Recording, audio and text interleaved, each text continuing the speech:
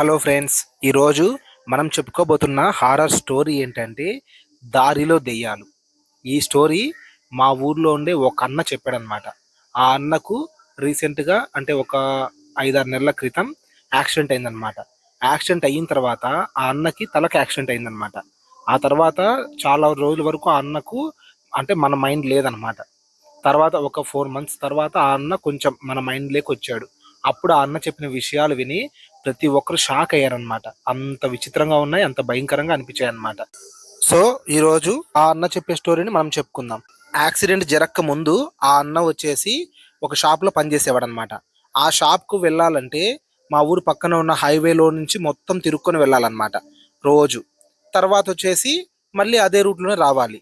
అందులో ఆ అన్నకు వచ్చేసి షిఫ్ట్లు ఉండేవన్నమాట. మొత్తం 3 షిఫ్ట్స్ ఉండేవి. ఆ షిఫ్ట్స్ ప్రకారం వెళ్ళేవారు అనమాట. ఈ అన్నకు మిడ్ నైట్ షిఫ్ట్లు ఇవ్వకుండా 6 to 11 వరకు ఇచ్చేవాళ్ళు అనమాట. మళ్ళీ మార్నింగ్ వచ్చేసి 10 to 2 వరకు, మార్నింగ్ 6 to 2 వరకు ఇచ్చేవాళ్ళు. ఈ విధంగా షిఫ్ట్లు ఉండేవన్నమాట. ఒకసారి షిఫ్ట్ల ప్రకారం ఈ అన్నకు మార్నింగ్ షిఫ్ట్స్ అన్ని అయిపోయాయి అనమాట. ఇంకా నెక్స్ట్ వీక్ మొత్తం కూడా అన్ని నైట్ షిఫ్ట్లే. 6కి వెళ్ళాలి, 11కి వచ్చేయాలన్నమాట. నార్మల్గా అయితే 1 వరకు ఉండాలి. కానీ 11 తర్వాత నుంచి మ్యాక్సిమం ఎవరు రారనమాట. అందుకోసం మీ అన్న ఏం చేస్తాడు, అక్కడ ఉండే వాళ్ళకి చెప్పేసి 11-11:30 అంతా బయలుదేరి వచ్చేస్తాడు అనమాట. ఆ అన్న ఇంటికి వచ్చే లోపల 12:30 అలా అవుతుందన్నమాట. ఇలా జరిగేది. ఆ విధంగా ఒక రోజు వచ్చేసి నైట్ షిఫ్ట్కి వెళ్ళేసి ఇంటికి వస్తూ ఉన్నాడు. ఆ అన్న ఏం చేస్తాడంటే మొత్తం చుట్టూ హైవే అంతా తిరుక్కొని రాకుండా ఆ హైవేలకి ఎంటర్ అయ్యేదానికి ఒక రోడ్డు దగ్గర బ్రిడ్జ్ ఉంటుందన్నమాట. ఆ బ్రిడ్జ్ దగ్గర నుంచి హైవే మధ్యలోకి ఒక షార్ట్ కట్ దారి ఉంది. అది మొత్తం మట్టి దారి అనమాట.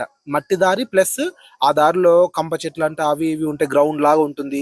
ఫ్లాట్లు అవన్నీ తయారు చేస్తున్నారనమాట. అటు సైడ్ ఇల్లులు ఏమీ ఉండవు, అంతా ఖాళీ ప్లేస్ అనమాట. ఒక చోట మాత్రం ఒక ఆశ్రమం లాగా ఒక పెద్ద ఇల్లు ఉంటుంది. దాని చుట్టూ కూడా చెట్లే ఉంటాయి. అది కూడా చెట్లలో కలిసిపోయి ఉంటుంది, కనపడదు అనమాట సరిగ్గా. ఆ రూట్ లో కూడా ఎవ్వరు రారు నైట్ టైమ్స్ అయితే. పగలు కూడా ఎవరో కొద్ది మంది అలా వెళ్తూ ఉంటారు అనమాట.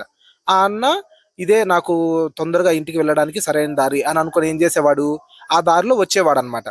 అలా వస్తూ వస్తూ ఒకరోజు విచిత్రంగా ఏం జరిగిందంటే, దారిలో వస్తూ ఉన్నాడు. ఆ దారిలోకి ఎంటర్ అయిన తర్వాత కొంచెం ముందుకు వచ్చిన తర్వాత ఒక వ్యక్తి అంటే ఒక మగ మనిషి బట్టలు లేకుండా రోడ్డు పక్కనే నడుచుకుంటూ వెళ్తున్నాడంట.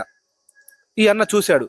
చూసి ఏంట్రబ్బా ఎప్పుడు లేదే ఈ ఇక్కడ కనబడుతున్నాడు, కొంపదీసి అక్కడ ఉండే ఆశ్రమం కూడా పెద్దవాళ్ళది అంటే ముసలి వాళ్ళది అనమాట, వృద్ధాశ్రమం. అక్కడి నుంచి ఏమైనా వచ్చాడు ఇతనికి ఏమన్నా మతి స్థిమితం లేదేమో అని అనుకొని వద్దులే ఇంక మనం ఎందుకు ఈ టైంలో వాళ్ళని డిస్టర్బ్ చేయడం అని చెప్పి ఏం పట్టించుకోకుండా అలాగే ముందుకు వెళ్ళిపోయాడు అనమాట అన్న. అలాగే ముందుకు వెళ్ళిపోయి ఇంకొంచెం దూరం వచ్చాడు అనమాట. ఒక 100 feet అలా వచ్చేసాడు. వచ్చిన తర్వాత ఈసారి సేమ్ ఒక ఆడ మనిషి లెఫ్ట్ సైడ్ లో నడుచుకుంటూ వెళ్తుందంట. దారిలో ఏం లేవంట బట్టలు, అంటే ముందుకు వెళ్తూ ఉంది. ఆయన బ్యాక్ సైడ్ నుంచి చూసాడు అనమాట. ఇదేంట్రా, ఇంతకుముందు అక్కడ ఒక మనిషిని చూశాను, ఇక్కడ ఇంకొక ఆడ మనిషి వెళ్తుంది, అసలు వీళ్ళు ఏంటి ఈ టైంలో ఎలా తిరుగుతున్నారు, వీళ్ళ ఆశ్రమంలో పట్టించుకుంటున్నారు లేదా వీళ్ళని అని అనుకున్నాడు. అనుకొని ఆ అన్న వచ్చేసాడు. ఇది ఫస్ట్ రోజు అన్నకు జరిగిన ఒక విచిత్రమైన అనుభవం అనమాట.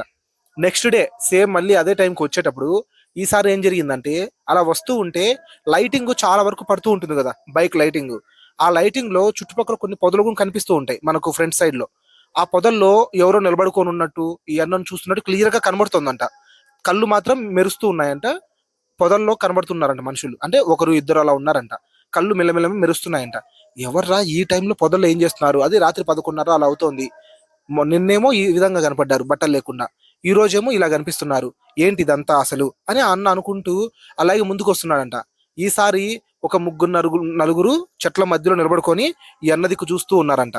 వాళ్లకు సరిగా ఆకారాలు కనపడడం లేదంట, తెల్లగా ఉన్నారంట, కళ్ళు మాత్రం మెల్లమెల్ల మెరుస్తున్నాయంట. ఆ అన్నకు ఒక్కసారి వాళ్ళని చూడగానే ఒళ్ళు జల్లు అనిపించిందంట. జల్లు అనిపించి చిన్నగా హైవేలోకి వచ్చేసాడు. వచ్చేసి అలాగే చూస్తున్నాడు ఆ ఆకారాలు చిన్నగా అలా వెళ్తూ ఉన్నాయంట.